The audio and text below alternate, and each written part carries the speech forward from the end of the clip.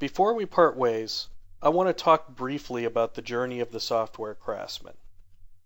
There's 3 stages of learning when you learn to code in an object-oriented language.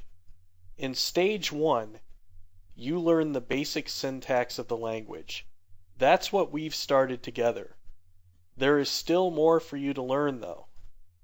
You have to learn about object-oriented concepts and the common frameworks. In the .NET world, there are frameworks for different tasks. For services, there's Windows Communication Foundation.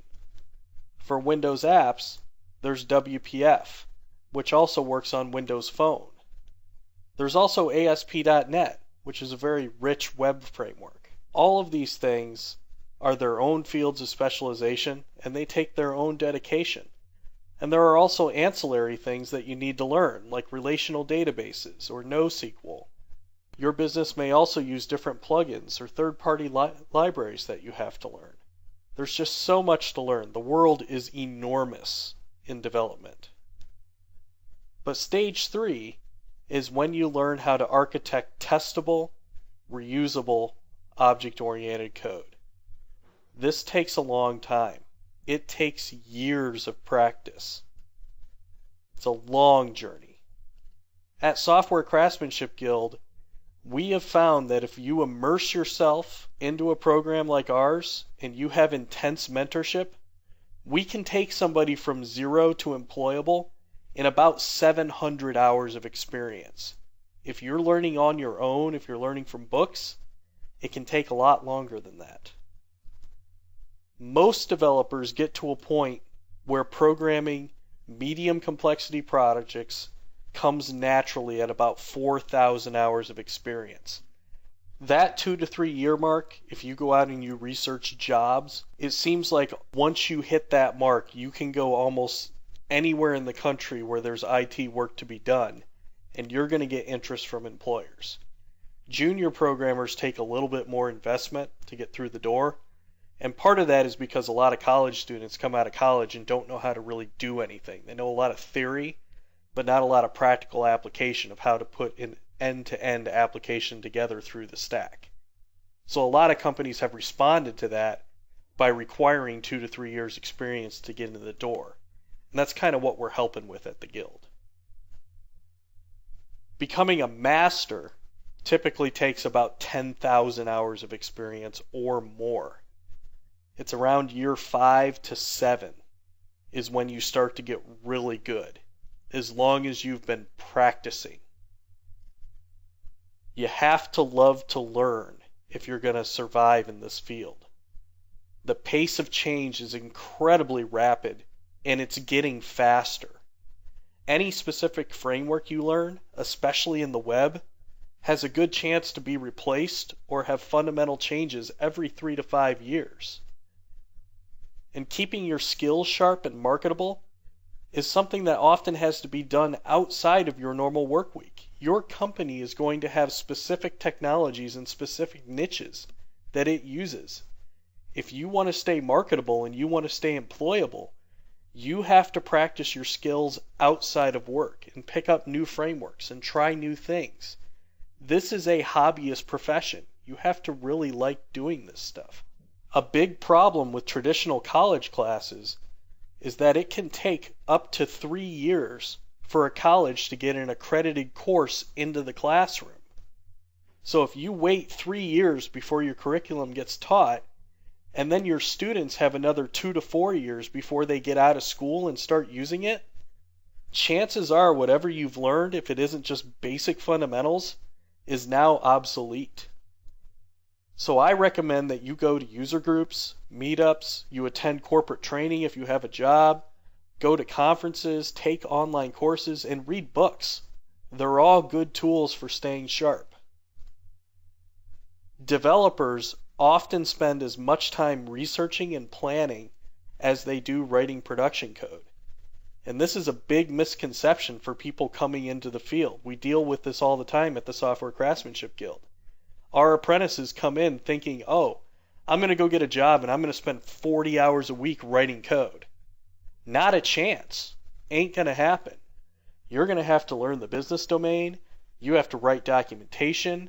You have to plan your changes. You have to research bugs. You have to trace through your code. You have to write unit tests. There are so many different things you have to do outside of writing production code. And that's actually kind of cool because it means every day you can be doing something a little bit different. The best non-technical skill you can develop is writing. And that's because agile teams are becoming more popular. This is where IT workers are embedded with non-technical business users. You're all on the same team. You're communicating daily. This communication means that you need to be able to present technical material in a way that's understandable to non-technical people. You have to understand the business and know how to shape the technology skills that you know to bring value to the business. And the only way you're going to be able to convince the business to embark on a path that you recommend is to be persuasive and be able to write things down and show evidence that your way is going to help the business be more profitable. If you can learn to do this, you can rocket up the corporate ladder. A true software craftsman is technology agnostic. I love .NET. It's by far my favorite language, the C# language. I love ASP.NET. I like WPF. But ultimately, there are a lot of languages and frameworks out there that solve problems very well. They all have their own pros and cons. There's no such thing as a silver bullet. There's no one right way to write code. At Software Craftsmanship Guild, we teach both .NET and Java. It doesn't really matter to the business. Your user is never going to open your application and go, oh, this app would be so much better if it was written in Java. They don't know, and they don't care. They want their problem solved. They want their application to be of good quality. So I want you to be very wary of anyone who claims that their way is the only way. There are a lot of people out there, they're very loud on forums, that get kind of religious zealotry over the language that they choose and the framework that they choose. Oh, you shouldn't learn C# because it's Microsoft framework. Or, oh, Ruby is the greatest language ever. Or Python. Or, insert your own technology here. Those people are really misguided. There's pros and cons to every language and every framework. Some frameworks are really good at some things and not so good at others. The true craftsman looks at the business need and determines the best solution for that problem. And best can be shaped by a lot of different things outside of technology. How much time do you have for your project? What's your budget? What's the current skills of the team? Is the team even capable of learning a new framework? You have to take all these things into account and make a good, educated decision. Always take a critical eye towards yourself when you're designing solutions. Is this really the most appropriate solution, or is it just the one you're most comfortable with? I know a lot of developers in the field will only write code in things they already know, even if there's new frameworks and techniques out there that would save them time and money. Try not to be myopic about what you know. Open your experiences up to new frameworks and solutions. Lastly, I want to say that you are not your code. This is very important. You're going to get into code reviews, you're going to show your code to other people, and I can tell you that if you have 8 different people write a solution to something, you're going to come up with 8 different solutions. Don't become emotionally attached to your code. There are going to be people out there that are not going to like your code. You need to listen to their feedback and decide whether they're right or not. Sometimes if that person is your boss, you have to do what they tell you, and that's okay. Don't get emotionally bent out of shape about it. Take every piece of feedback, run it through your internal filter, and decide whether you can learn something from the experience or not. Being dissatisfied with the code you write and being on the lookout for improvements is the way of the software craftsman.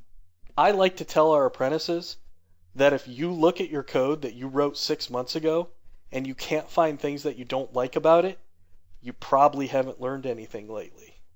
It is perfectly common to look back at your old code and be like, ugh, I would never write that this way. So at the end of the day, keep learning, keep examining, always look for growth.